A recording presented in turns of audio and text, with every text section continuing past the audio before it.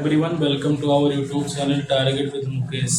तो मेरे प्यारे बच्चों, जैसा कि आप जानते हैं कि हम आपको कक्षा 10 का जो गणित है बालाजी प्रकाशन, उसको हम आपको पढ़ा रहे हैं। आज हम मेरे भाई आपको एक नया चैप्टर पढ़ाएंगे, अध्याय नंबर 6, जिसका नाम है निर्देशांक ज्योमेट्री।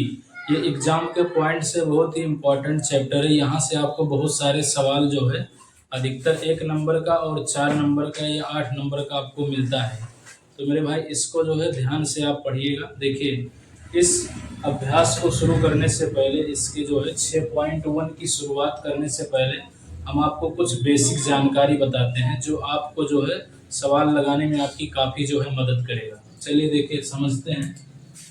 देखिए मेरे भाई, निर्देशांक ज्योमेट्री को हम अंग्रेजी में बोलते हैं ना कोऑर्डिनेट ज्योमेट्री। ठीक, कोऑर्डिनेट ज्योमेट्री। ठीक है, देखिए सबसे पहले हम आपको समझाते हैं। देखिए, ये जो लाइन आपको लेटी हुई लाइन दिख रही है ना, इसको बोलते हैं यक्ष अक्ष। ये पूरी लाइन है हमारी यक्ष अक्ष। और ये जो आपको खड़ी हुई लाइन दिख रही है, इसको बोलते हैं हम लोग वाई अक्ष। इसको बोलते हैं मेरे भाई वाई अक्ष। ठीक, और ये जो आपको जो है लेटी हुई लाइन दिख रही है, इसको यक्ष अक्ष बोलते हैं, और खड़ी हुई लाइन को वाई अक्ष। और देखिए, ये जो खड़ी हुई लाइन है और ये जो पड़ी हुई लाइन है ना, एक दूसरे को यहाँ पर देखिए काट रही है। देखिए इस बिंदु पर, तो देखिए जिस बिंदु पर काटती है ना एक दूसरे को, उसको हम बोलते हैं मेरे भाई मूल बिंदु। तो ये क्या है? मूल बिंदु। मूल बिंदु। देखिए, मूल बिंदु को अंग्रेजी में हम बोलते हैं ओरिजिन। ओरिजिन का मतलब होता है मूल बिंदु। आगे से जब मेरे भाई हम इसका चित्र बनाएंगे ना, तो हम मूल बिंदु को लिखेंगे वो से, तो आप समझ जाइएगा कि ये वो जो है क्या बताना चाहता है, मूल बिंदु। ये दोनों लाइनें एक दूसरे को जहां पर काटेंगी वो हो जाएगा हमारा मूल बिंदु। अब देखिए, मूल बिंदु के इधर साइड में जो भी संख्याएं लिखी जाती हैं वो हमारी प्लस की होती है, जैसे +1, +2, +3, +4, +5। अब मेरे भाई, मूल बिंदु के इधर साइड में जो भी संख्याएं होंगी वो माइनस की होंगी, -1, -2, -3, ऐसे करते करते आप इसको बढ़ा सकते हैं। तो देखिए मेरे भाई, मूल बिंदु के उधर जो रेखा होती है ना, उसको हम बोलते हैं यक्ष अक्ष। इसको बोलते हैं यक्ष अक्ष। लेकिन मूल बिंदु के जो इधर होती है, इसको मेरे भाई बोलते हैं यक्ष डैश अक्ष। यहाँ पर छोटा सा ऐसे डैश लगा दिया जाता है। तो डैश ये बताता है ना कि जो है इधर जो है आपको यक्ष का जो है माइनस वाला मान रखना है। ठीक, अब देखिए इस पर डैश नहीं लगा हुआ है, यानी इधर जो भी संख्याएं लिखी जाएंगी वो यक्ष की धनात्मक संख्याएं होंगी। फिर ऐसे यहाँ पर देख सकते हैं, मूल बिंदु के जो ऊपर वाली संख्या होती है, जैसे +1, +2, +3, तो मूल बिंदु के ऊपर जो है प्लस की संख्या लिखी जाती है। और इस लाइन को, जिस लाइन पर ये संख्याएं मेरे भाई स्थित होती है ना, इसको बोलते हैं वाई अक्ष। इसको बोलते हैं वाई अक्ष। अब मूल बिंदु के जैसे आप नीचे आइएगा, जैसे मूल बिंदु के नीचे आएंगे तो माइनस लेना पड़ेगा, -1, -2, -3। तो ये जो माइनस की संख्या जो आपको यहाँ पर दिख रही है, -1, -2, -3, तो ये जो है वाई अक्ष के जो है विपरीत दिशा में है। तो इसको बोलते हैं, इस लाइन को वाई डैश अक्ष। यहाँ पर एक छोटा सा डैश लगा दिया जाता है। तो डैश आपको ये बताता है कि वो जो संख्याएं है ना वो ऋणात्मक है, यानी ये जो भी संख्या दिख रही है -1, -2, -3, ये y का जो है ऋणात्मक मान है। ठीक, अगर मेरे भाई आपको y का धनात्मक मान दिखाना है तो आपको मूल बिंदु के ऊपर लिखना है, तो y का वो धनात्मक मान हो जाएगा। ठीक, देखिए यहाँ पर आप देख रहे हैं, ये जो दोनों लाइनें हैं ना, ये हमारे बोर्ड को जो है 4 भागों में बांट रही हैं। जिससे देखिए, एक टुकड़ा यहाँ पर दिख रहा है, एक टुकड़ा यहाँ पर, एक टुकड़ा यहाँ पर और एक टुकड़ा यहाँ पर। तो देखिए टोटल कितने टुकड़े हो रहे हैं? 4 टुकड़े। तो देखिए इस टुकड़े को बोलते हैं मेरे भाई प्रथम चतुर्थांश। ये हमारा प्रथम चतुर्थांश। इस टुकड़े को बोलते हैं द्वितीय चतुर्थांश। इस टुकड़े को बोलते हैं तृतीय चतुर्थांश। और ये जो टुकड़ा लास्ट वाला टुकड़ा दिख रहा है ना, इसको बोलते हैं चतुर्थ चतुर्थांश।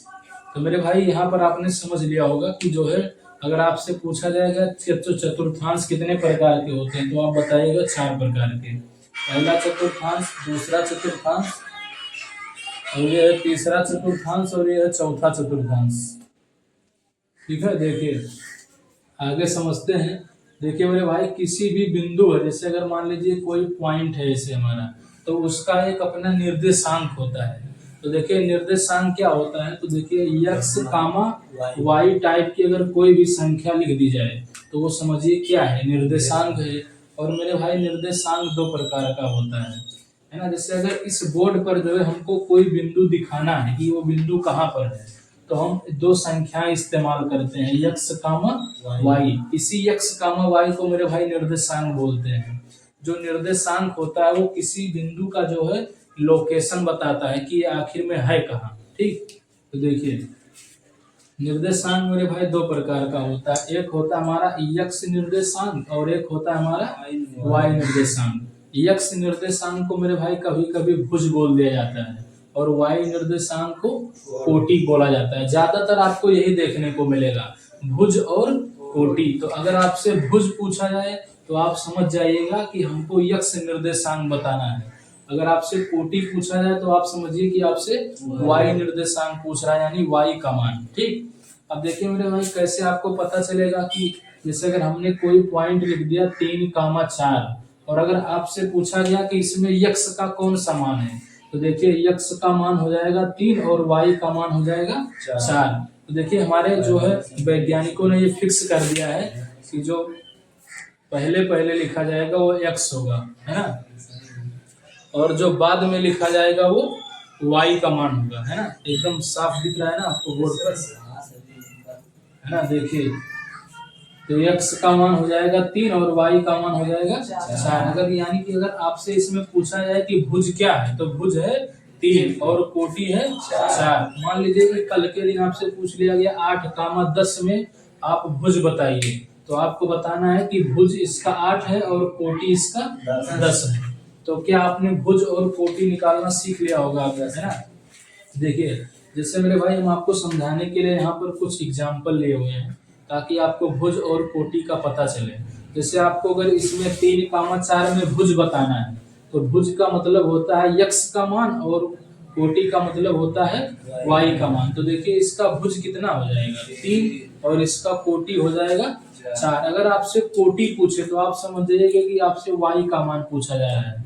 अगर आपसे भुज पूछा जाए तो आप समझिए कि आपको x का मान बताना है। तो जो पहले लिखा होता है वो x का मान होता है और जो बाद में लिखा होता है वो y का मान होता है। जैसे आपको इसमें बताना है कि भुज क्या है, तो भुज इसका है -8 और इसका कोटि पूछा जाए तो कोटि हो जाएगा 10। इसमें अगर आपसे भुज पूछा जाए तो क्या बताएंगे, -7 और अगर कोटि पूछा जाएगा तो हो जाएगा 4। तो मेरे भाई एक नंबर में ये क्वेश्चन बन के आ जाता है, जो है आपसे ऐसे क्वेश्चन दे देगा कि जैसे मान लीजिए क्वेश्चन में आ गया कि आप बताइए कि -3,4 का भुज और कोटि बताइए।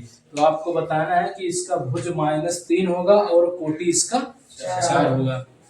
या कभी कभी आपसे पूछ लिया जाएगा कि 0,3 में भुज क्या है, तो भुज हो जाएगा 0 और कोटि हो जाएगा 3। मुझे लगता है कि मेरे भाई आपने भुज और कोटि निकालना सीख लिया होगा। ठीक, तो देखिए आप इसका एक स्क्रीनशॉट लीजिए, उसके बाद हम आपको जो है इसके आगे समझाते हैं।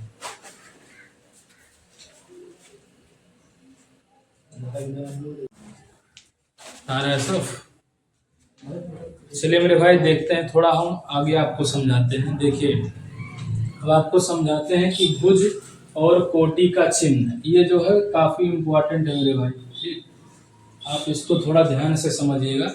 ज्यादातर जो 6.1 का जो सवाल है ना वो इसी से आपका लग जाएगा। ठीक, तो थोड़ा ध्यान से समझते रहिएगा। देखिए भुज और कोटि का चिन्ह आपको बताना है। तो जैसे देखिए आपको पता है कि ये पहला चतुर्थांश है, ये दूसरा चतुर्थांश है, ये तीसरा चतुर्थांश है और ये चौथा चतुर्थांश है। अभी हमने आपको बता दिया है ना।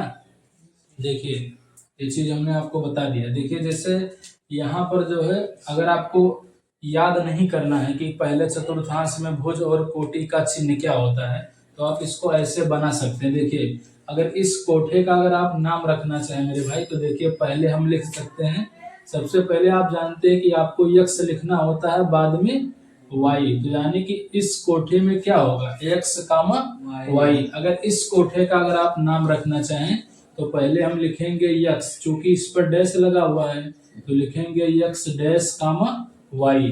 अब जैसे इस कोठे का अगर आपको नाम लिखना है तो पहले हम लिखेंगे x डैश कामा, फिर लिखेंगे y डैश।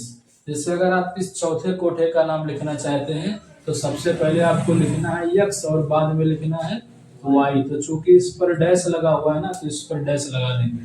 क्या ये बात आपको समझ में आ गया? Yes sir. है ना। देखिए अब मेरे भाई देखिए जहां पर देखिए जब डैश होता है ना वो माइनस को बताता है। तो देखिए यक्स पर यहाँ पर डैश नहीं लगा हुआ है तो यानी प्रथम चतुर्थांश में जो यक्स का मान होगा वो प्लस का होगा। देखिए y पर डैश नहीं लगा हुआ है तो जो y पर डैश नहीं लगा हुआ है तो इसका मतलब y का मान क्या होगा? y का मान भी प्लस होगा। तो इसका मतलब ये है मेरे भाई कि अगर पहले चतुर्थांश में अगर आप जाएंगे ना तो इसका जो भुज होगा और कोटि होगा वो दोनों प्लस का होगा। ठीक। अब देखिए दूसरे में आते हैं तो देखिए इस पर डैश लगा हुआ है तो डैश का मतलब माइनस होता है। देखिए और यहाँ पर y पर जो है डैश नहीं लगा हुआ है तो इस पर हो जाएगा प्लस। ये हो जाएगा माइनस कामा प्लस, यानी कि दूसरे चतुर्थांश में भुज हो जाएगा माइनस और कोटि हो जाएगा प्लस। फिर तीसरे में आ जाइए, देखिए इस पर डैश लगा हुआ है तो माइनस, कामा डैश लगा हुआ है तो माइनस, यानी तीसरे चतुर्थांश में आएंगे ना तो दोनों निगेटिव हो जाएगा, भुज और कोटि दोनों। फिर चौथे में आ जाइए, देखिए इस पर डैश नहीं लगा हुआ है तो ये प्लस हो जाएगा और y पर डैश लगा हुआ है तो ये माइनस हो जाएगा। तो देखिए यानी कि हम कह सकते हैं कि चौथे चतुर्थांश में भुज का मान प्लस होगा और कोटि का मान माइनस में होगा। क्या ये बात आपको समझ में आ गया? है ना। अगर मान लीजिए मेरे भाई आपसे पूछा जाएगा कि किस चतुर्थांश में भुज और कोटि दोनों धनात्मक होता है तो आप बताएंगे पहले चतुर्थांश में। किस चतुर्थांश में भुज और कोटि दोनों माइनस होता है तो वो कैसा होता है? तीसरे में। ठीक, क्योंकि यहाँ पर भुज और कोटि दोनों माइनस में है। किस चतुर्थांश में भुज और कोटि का चिन्ह सेम होता है तो देखिए पहले चतुर्थांश में सेम होता है और तीसरे में सेम होता है।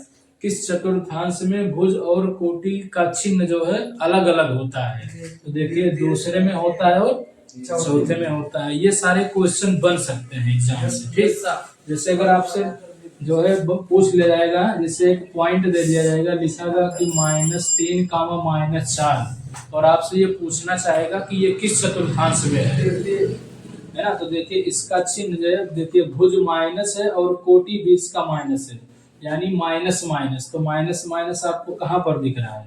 तीसरे में। यानी कि ये जो बिंदु होगा वो किस चतुर्थांश में होगा? तीसरे चतुर्थांश में। देखिए ये मेरे भाई आपने समझ लिया होगा। अब देखिए हम जो है इसका जो सवाल है वो आपको करवाएंगे थोड़ा। ठीक, तो देखिए इसको थोड़ा रफ करते हैं, उसके बाद इसके हम सवाल को उतारते हैं, उसके बाद इसको सॉल्व करवाते हैं।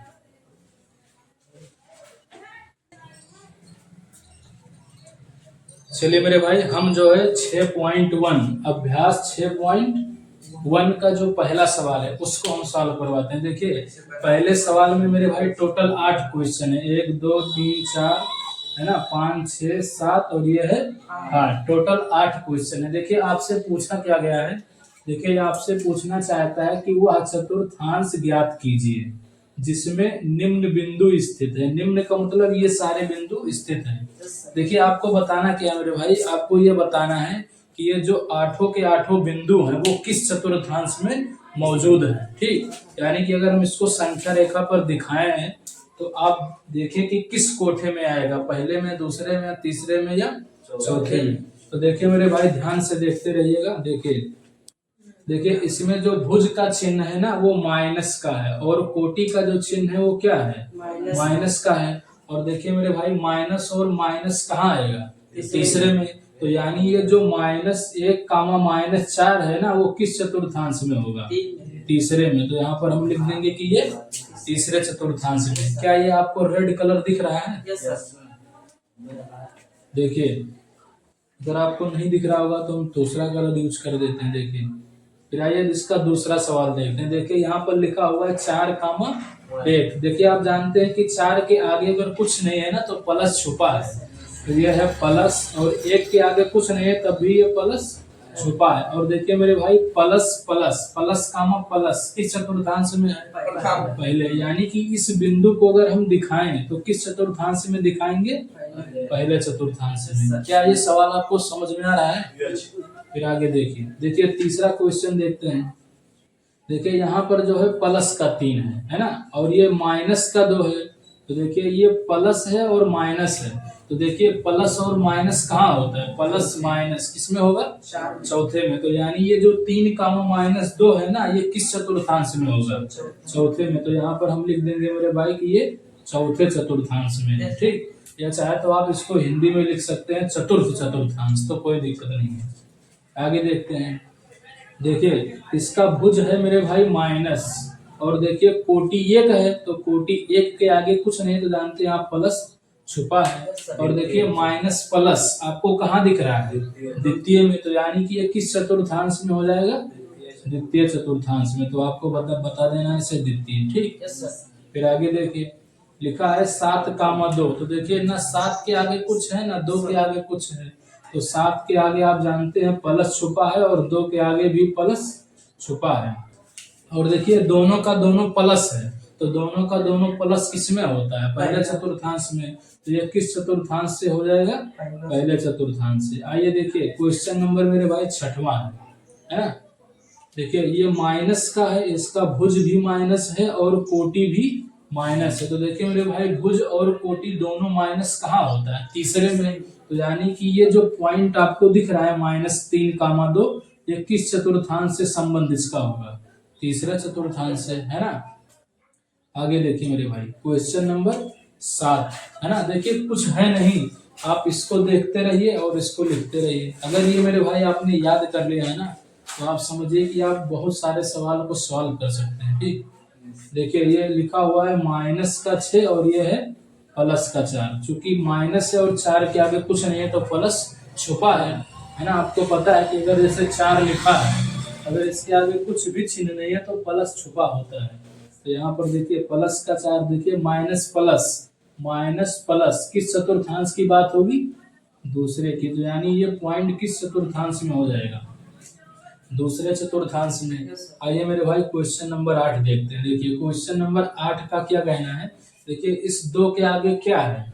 प्लस है, और इस 2 के आगे क्या है? माइनस है। और देखिए प्लस माइनस, भुज प्लस होगा और कोटि माइनस होगा। तो देखिए भुज प्लस है और कोटि माइनस है ना। चूंकि देखिए आप जानते हैं ना कि ये x का मान है और ये y का मान है, तो यहाँ पर x का मान प्लस का है और y का मान माइनस का है। तो देखिए यहाँ पर x का मान प्लस का है और y का मान माइनस में है। तो ऐसा किसमें होता है? चौथे चतुर्थांश में।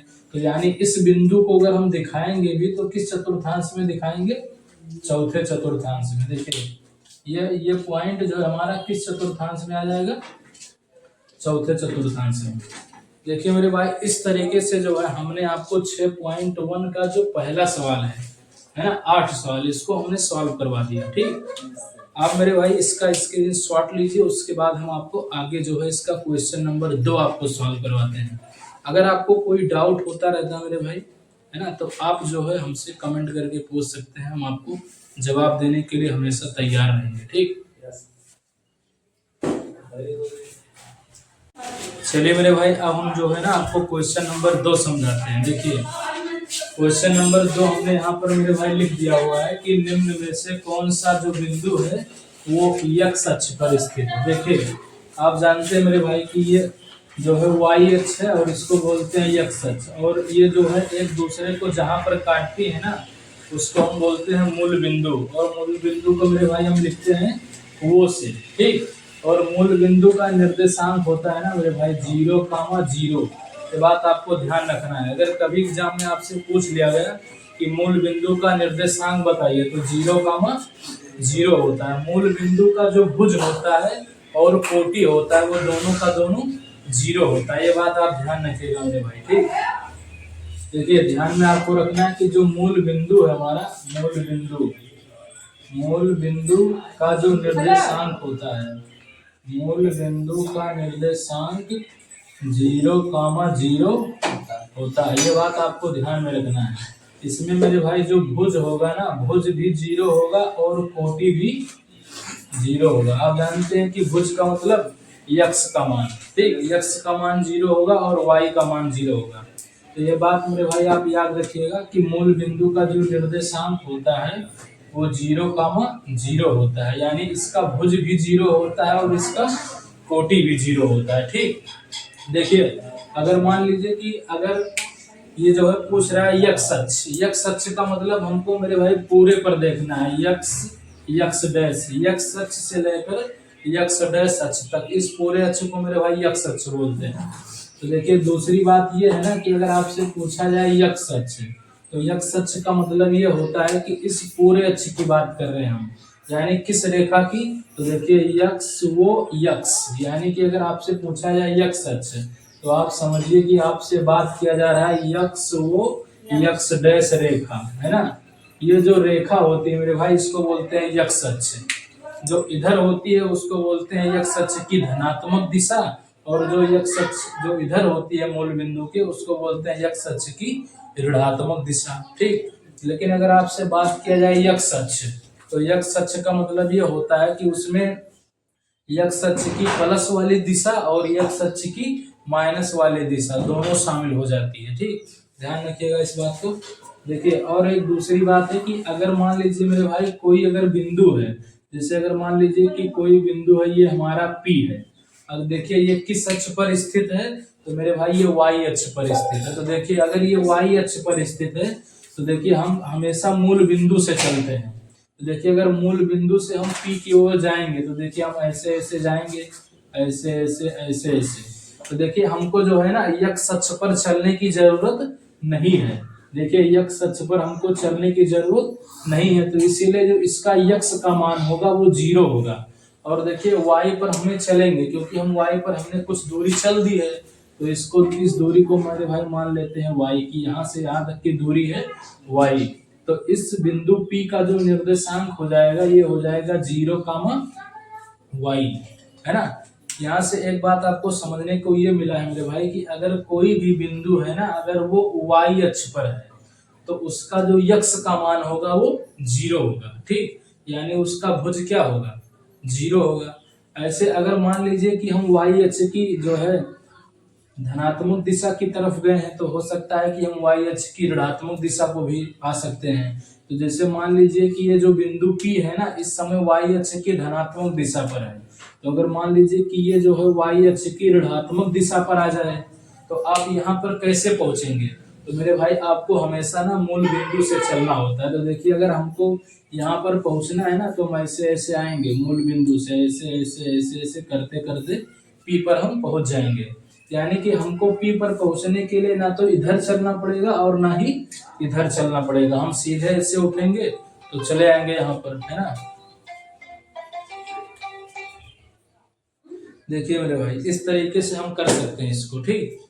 तो देखिए अगर इसका हम निर्देशांक लिखना चाहें तो देखिए आपको P पर जो है आने की जरूरत है, तो आपको यक्स अक्ष पर चलने की जरूरत नहीं है।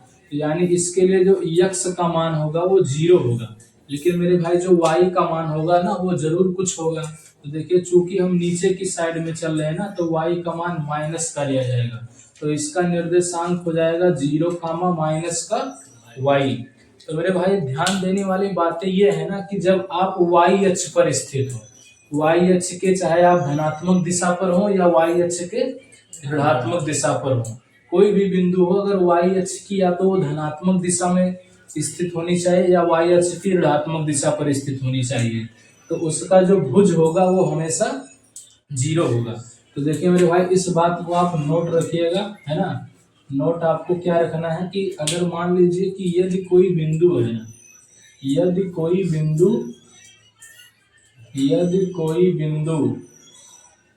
y अक्ष पर, है ना, लिखते हैं मेरे भाई y अक्ष पर स्थित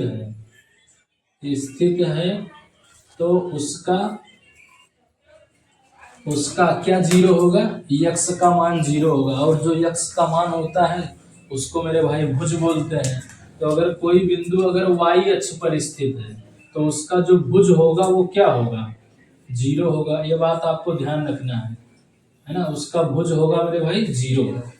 ठीक, भुज का मतलब आप जानते हैं, यक्ष का जो मान होता है उसी को हम भुज कहते हैं। तो देखिए इसका भुज क्या है, 0 है। इसका भुज क्या है, 0 है। तो यहाँ से ध्यान रखिएगा कि यदि कोई बिंदु अगर y अक्ष पर मौजूद है तो उस बिंदु का जो भुज होगा वो क्या होगा, 0 होगा।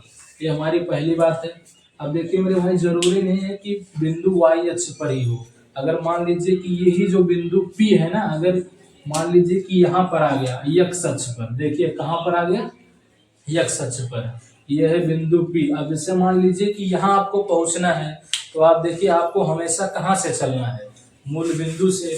तो जब आपको इस पर पहुंचना है तो देखिए हम मूल बिंदु से यानी यहाँ से चलेंगे ना, तो ऐसे चलते चलते चलते चलते चलते चलते P के पास हम पहुंच जाएंगे, है ना।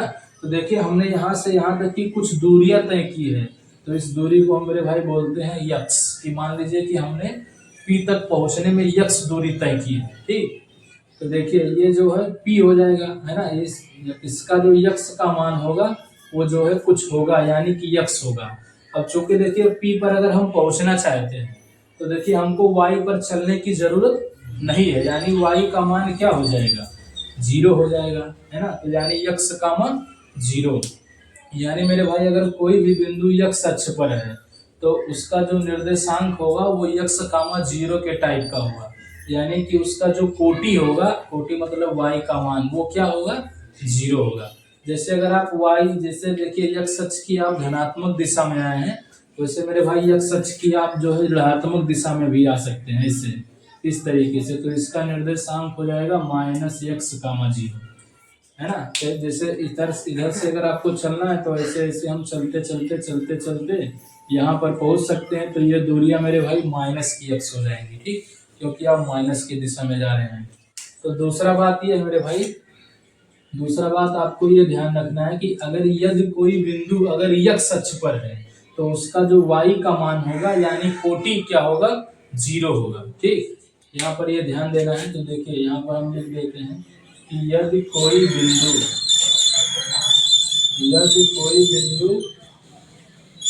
y अक्ष पर हो तो उसका क्या 0 होगा, कोटि 0 होगा। इस बात को ध्यान रखिएगा, उसका जो कोटि होगा ना वो 0 होगा। कोटि का मतलब y का मान।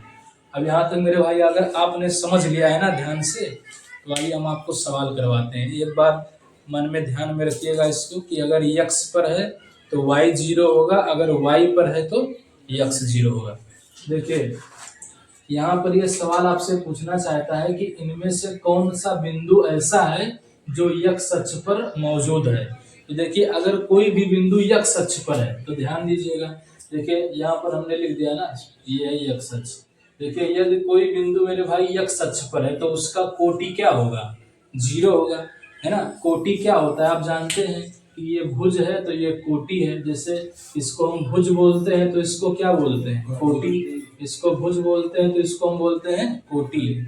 अब देखिए मेरे भाई इसका जो बिंदु ये है ना, देखिए इसका जो है x अक्ष पर स्थित होने के लिए क्या चाहिए आपको, भुज जो उसका कोटि है ना वो 0 होना चाहिए। कोटि का मतलब मैंने आपको बताया है कि देखिए कोटि, पहले हम भुज को लिखते हैं और बाद में कोटि को लिखते हैं। तो देखिए अगर कोई बिंदु x अक्ष पर है, अगर x अक्ष पर है तो उसकी कोटि क्या होनी चाहिए, 0 होनी चाहिए। कोटि का मतलब ये जो बाद वाला संख्या है ना वो 0 होना चाहिए। तो आपको देखना है मेरे भाई कौन सी जो है बाद वाली संख्या 0 है। तो देखिए इसका जो कोटि है ना वो 3 है, तो ये जो है x अक्ष पर नहीं हो सकता है ना। फिर देखिए इसका जो कोटि है मेरे भाई, देखिए ये कितना है, 0 है। तो देखिए इसका कोटि जो है 0 है, तो इसका मतलब ये वाला जो बिंदु होगा वो x अक्ष पर होगा। तो देखिए ये वाला हमारा होगा, इसका आंसर ये होगा मेरे भाई। कि ये पूछना चाहता है कि कौन कौन सा बिंदु x अक्ष पर है, तो ये x अक्ष पर होगा क्योंकि इसका कोटि क्या है, 0 है। कोटि का मतलब बाद वाली संख्या। देखिए मेरे भाई ऑप्शन सी देखिए, इसका देखिए ये जो है भुज 0 है, इसका कोटि 0 नहीं है। तो देखिए भुज 0 है, तो अगर वो भुज अगर 0 है तो वो किस अक्ष पर होगा, y अक्ष पर। लेकिन इसने हमसे क्या पूछा है, x अक्ष पर। तो यानी कि ये बिंदु x अक्ष पर नहीं हो सकता है। ये बिंदु किस पर होगा, वाई अक्ष पर, क्योंकि इसका भुज जो है 0 है। ठीक, आगे देखते हैं। देखिए ऑप्शन जो है चौथा नंबर सवाल, देखिए लिखा हुआ है 0,0। तो अभी मैंने आपको बताया मेरे भाई 0,0 किस बिंदु का निर्देशांक होता है? मूल बिंदु का। ये ना तो मेरे भाई x अक्ष पर होता है और ना ही y अक्ष पर होता है। x अक्ष और y अक्ष एक दूसरे को जहां पर प्रतिच्छेद करते हैं ये वहां पर होता है। तो ये जो बिंदु आपको दिख रहा है ना, ये बिंदु ना तो x पर है ना तो y पर है, ये दोनों पर है। तो जो इसने पूछा क्या मेरे भाई x अक्ष पर कौन सा है, तो इसका मतलब x अक्ष पर ये भी नहीं, क्योंकि ये तो दोनों पर है ना। आगे देखिए सवाल नंबर 5। देखिए ये पूछना चाहता है ना, देखिए इसका जो कोटि है ना, देख सकते हैं अब 0 है। यहाँ पर कोटि क्या आपको दिख रहा है? 0। और अगर मेरे भाई कोटि 0 है तो ये किस अक्ष पर होगा? x अक्ष पर। तो यानी कि ये वाला जो बिंदु होगा ना वो x अक्ष पर होगा। क्या ये सवाल आपको समझ में आ रहा है ना? देखिए मेरे भाई 6वां नंबर सवाल देखते हैं। देखिए इसका जो भुज है ना, भुज 0 है, लेकिन कोटि इसका 0 नहीं है। तो देखते हैं, जैसे आपको देखना क्या है ना, कोटि 0 होना चाहिए। तो ये जो बिंदु है ना, ये जो है x अक्ष पर नहीं हो सकता है, ये y अक्ष पर होगा। तो चूंकि इसका जो है भुज 0 है, भुज 0 है तो y अक्ष पर। ठीक, अब देखिए सवाल नंबर 7। देखिए मेरे भाई इसका जो कोटि है ना वो देखिए आपको 0 दिख रहा होगा। कोटि क्या है इसका? 0 है।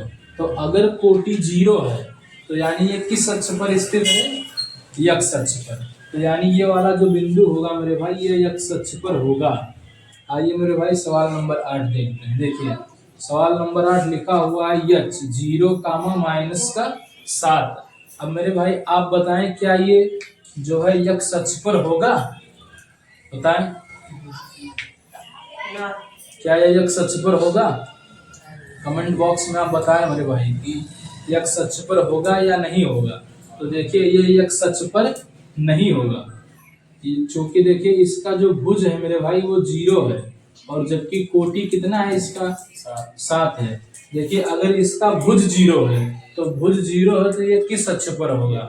y अक्ष पर। जबकि सवाल ने हमसे पूछा है कि x अक्ष पर कौन सा होगा, तो इसका मतलब ये भी जो है x अक्ष पर नहीं होगा। ये किस अक्ष पर होगा?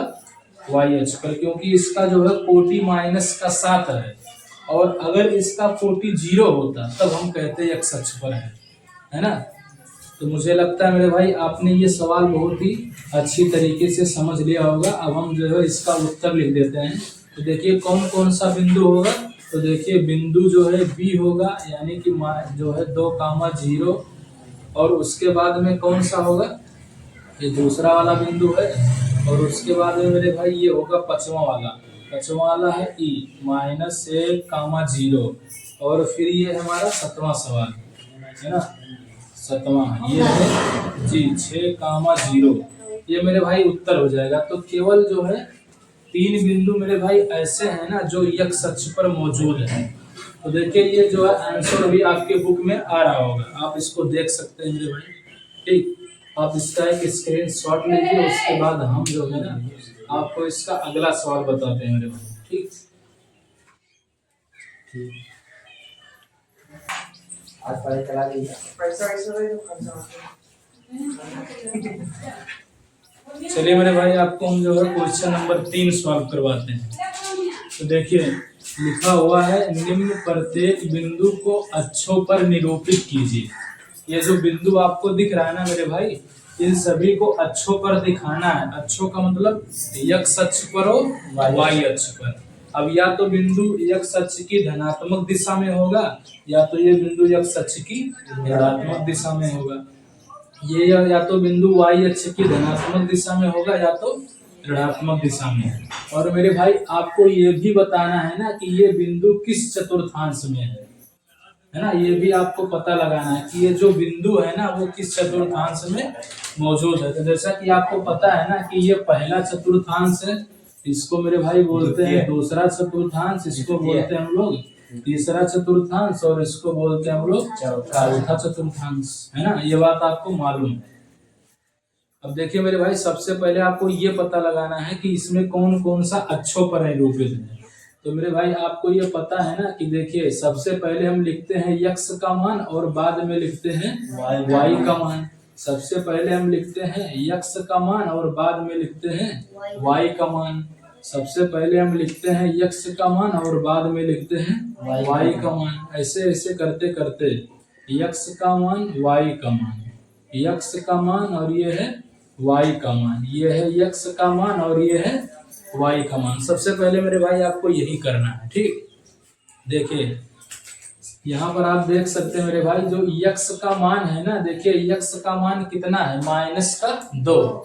-2 का मतलब मेरे भाई आपको जो है ना x अक्ष की ऋणात्मक दिशा में चलना है। देखिए -1 -2 ऐसे करते करते -3। आप अपनी आवश्यकता के अनुसार इसको घटा सकते हैं, आप बढ़ा सकते हैं। ऐसे इधर जो हम लिखेंगे ना तो इसको लिखेंगे मेरे भाई +1 +2 +3, है ना। ये x का जो है धनात्मक मान है और ये मेरे भाई x का ऋणात्मक मान है। तो देखिए यहाँ पर जो x का जो मान है ना मेरे भाई वो माइनस का है, तो माइनस का है ना, और वो कितनी दूरी पर है, -2 दूरी पर, है ना। तो यहाँ से आप चलेंगे मेरे भाई, चलते चलते चलते चलते चलते चलते यहाँ पर आपको पहुँचना है ना। तो देखिए इस बिंदु का निर्देशांक हो जाएगा मेरे भाई -2, और चूंकि देखिए इसका y का मान क्या है, y का मान 0 है, यानी कि इस बिंदु पर आपको पहुंचने के लिए y अक्ष पर चलने की जरूरत नहीं है, ठीक। और अभी हमने आपको बताया है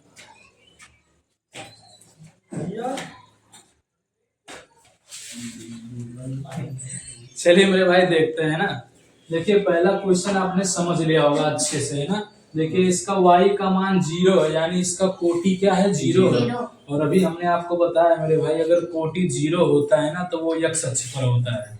और देखिए ये बिंदु जो है x अक्ष पर है। अब देखते हैं मेरे भाई इसका दूसरा बिंदु। देखिए दूसरा बिंदु, देखिए x का मान कितना है, 0 है, यानी x का मान 0 है, यानी x पर आपको जाने की जरूरत नहीं है, x पर आपको नहीं चलना है।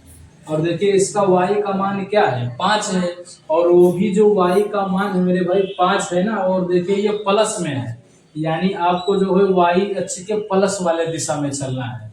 और कितना दूरी चलना है, तो देखिए +1 है ना, +2, इसको लिखते हैं +3, और ये है +4, और ये है +5, है ना। तो देखिए मेरे भाई ये वो बिंदु है जिसका, अब ये बिंदु हमारा यहाँ पर हो जाएगा। देखिए यहाँ से आप चलेंगे ना यहाँ तक, तो इसकी दूरी कितनी है, 5। तो इस बिंदु का जो निर्देशांक हो जाएगा मेरे भाई वो हो जाएगा 0,5, क्योंकि इस पर आपको पहुंचने के लिए आप देखिए x पर आप नहीं चले हैं। अगर इस पर आपको चलना है ना तो ऐसे ऐसे चलते चलते चलते चलते आप जो है 5 इकाई दूरी चलेंगे तो यहाँ पर आप पहुंच जाएंगे। तो इस तरीके से आपको मेरे भाई दिखाना है। क्या ये सवाल आपको समझ में आ रहा होगा शायद, है ना। आगे देखते हैं मेरे भाई तीसरा बिंदु। देखिए तीसरा बिंदु लिखा है 0,0 का मतलब यहाँ पर x का मान भी 0 है और y का मान भी 0 है।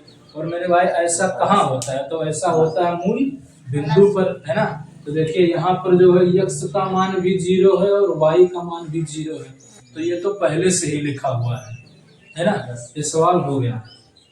आइए मेरे भाई चौथा क्वेश्चन देखते हैं। देखिए चौथा क्वेश्चन क्या लिखा हुआ है, देखिए x का मान कितना है, 3 है, और वो भी ये जो 3 है ना वो प्लस का है, यानी आपको जो है ना x अक्ष के प्लस वाली दिशा में चलना है, यानी इस दिशा में चलना है। और कितनी दूरी चलना है, 3 इकाई दूरी। तो देखिए मेरे भाई ऐसे चलते चलते चलते चलते हम यहाँ तक पहुंच गए 3 तक, लेकिन इसने क्या बताया है ना, आपने x पर तो 3 चला है, लेकिन y पर आपको कितना चलना है, -2। अब चूंकि ये y का मान माइनस का है तो y का जो है माइनस वाले संख्या पर आपको चलना है ना, y अक्ष के ऋणात्मक दिशा में। तो ये मेरे भाई -1 है, इसको बोलते हैं -2, इसको बोलते हैं -3। ऐसे आप बढ़ा सकते हैं अपनी सुविधा के अनुसार, ठीक। देखिए आपको कितनी दूरी पर जाना है, 2 दूरी पर।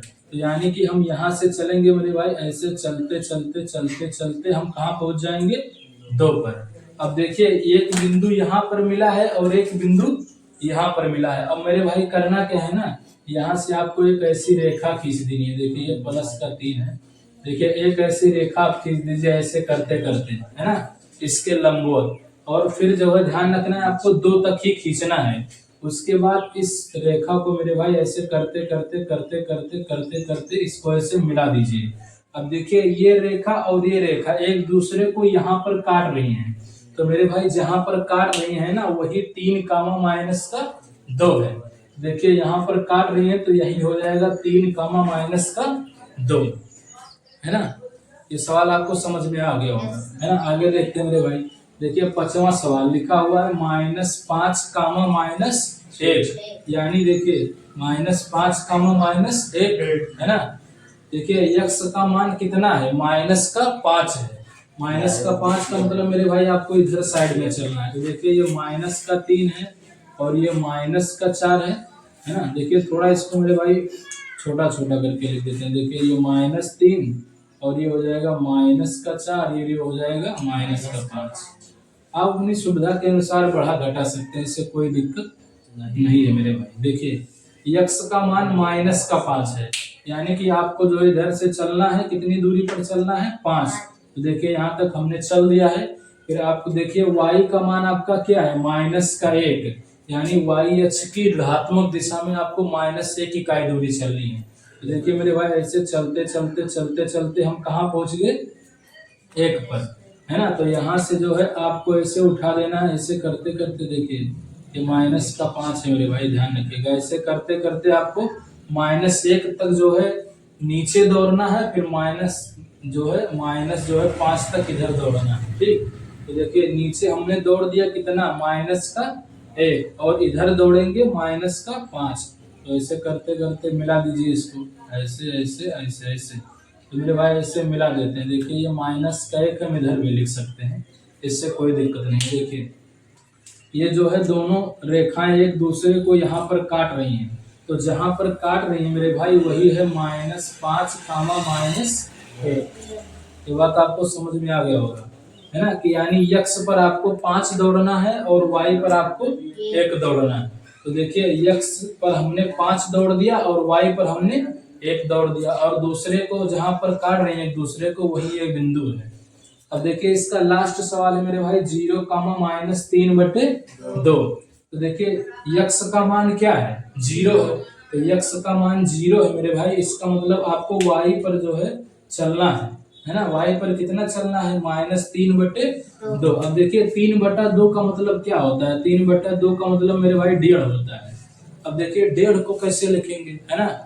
तो देखिए ये जो 0 है ना, देखिए x का मान क्या है, यहाँ पर 0 है। आप ये बताइए कि 1.5 कहाँ पर आएगा। तो मेरे भाई देखिए 1 और 2 के बीच में ही तो 1.5 आएगा। तो यहाँ पर हम लिख देते हैं मेरे भाई, कहीं पर ये हो जाएगा हमारा 0 कामा, है ना। लेकिन देखिए यहाँ पर y का मान मेरे भाई माइनस का, यानी आपको नीचे साइड में चलना है। तो देखिए ये हो जाएगा -1 और -2 के बीच में मेरे भाई 1.5 पड़ेगा।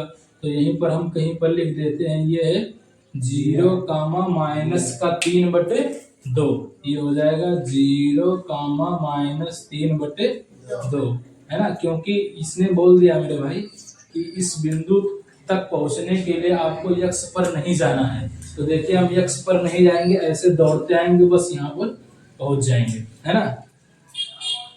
तो मेरे भाई यहाँ तक हमने जो है प्रश्न संख्या 1 से लेकर 3 तक मैं आपको सॉल्व करवा दिया है। अब जो है मेरे भाई अगर आपको कोई डाउट होता है तो आप हमसे कमेंट करके भी पूछ सकते हैं। हम आपके कमेंट का जवाब देने के लिए हमेशा तैयार रहते हैं मेरे भाई। तो हम मिलते हैं एक अगले वीडियो में, तब तक के लिए बाय बाय। पढ़ते रहिए और अपना ख्याल रखिए।